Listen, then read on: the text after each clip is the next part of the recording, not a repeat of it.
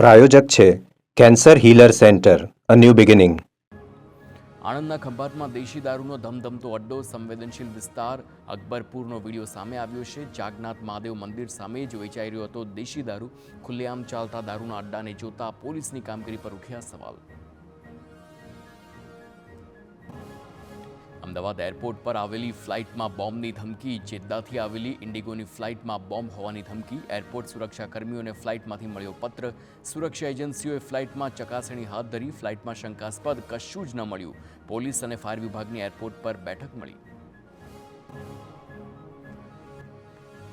દેવભૂમિ દ્વારકાના ખંભાળિયા માર્કેટયાર્ડમાં નવા જીરાની આવક શરૂ થતાં વેપારીઓમાં ખુશીનો માહોલ. વેપારીઓએ ઢોલ નગારા સાથે ખેડૂતનું સ્વાગત કર્યું છે. ખેડૂતનું સન્માન કરી વેપારીઓએ જીરું ખરીદ્યું. હરાજીમાં જીરાના 6,000 રૂપિયા પ્રતિ મણથી વધુ ભાવ બોલાયા.